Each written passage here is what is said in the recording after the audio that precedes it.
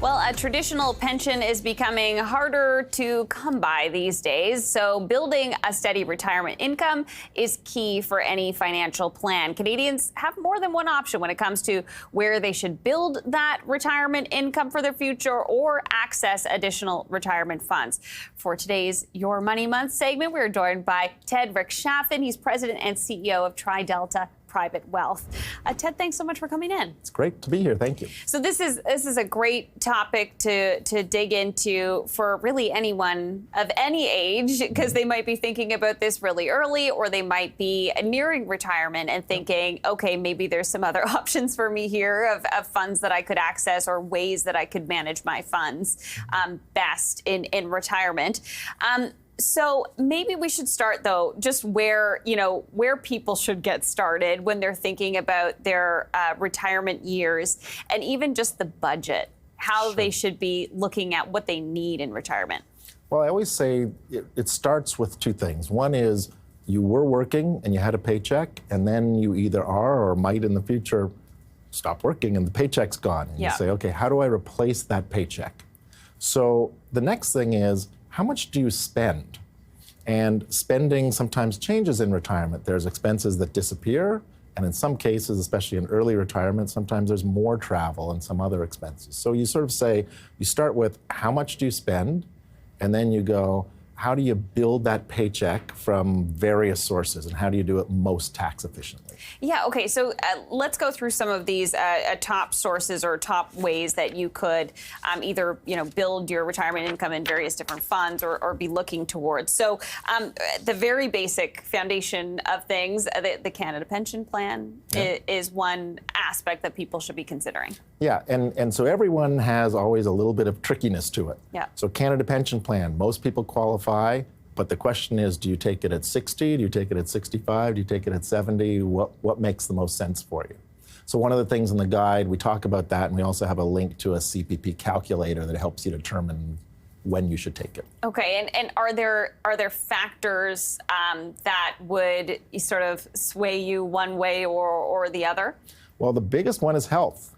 If you're going to live till 90, you might as well wait till 70, ideally, to take CPP. If you're not in good health, you want to take it as soon as you turn 60. Old age security is another one that people can turn to. That's for more, is it for more of a lower income in your retirement years? Not necessarily. No. So basically, up to about $86,000 of income, you get full old age security. And then up to, I think it's about $145,000, it gets sort of slowly declines to zero. But if you happen to be in a relationship and have a partner and you can split income, you can have $170,000 of income split equally and still get full old age security. So most Canadians will qualify for OAS. And so how much would somebody be looking at if they're adding together CPP and OAS? Well, maximum, you're taking it at 65, you could have $48,000 a year coming in between a couple. It's a lot of money. And again, all of these things, we have an OAS calculator at our website at tridelta.ca, and it also talks about it in the guide. There's also, of course, funds that you might be saving in yourself. So RRSPs are a big one when you're talking about retirement planning. But then there's also the RRIF too, which you have to consider when you're getting to those retirement years. So the key there is, if you're making a high income, I think you want to put money into RSPs and get the tax deduction. The issue is, when do you take it out? Sometimes it makes sense to take RSP money out. Let's say you retire at 60.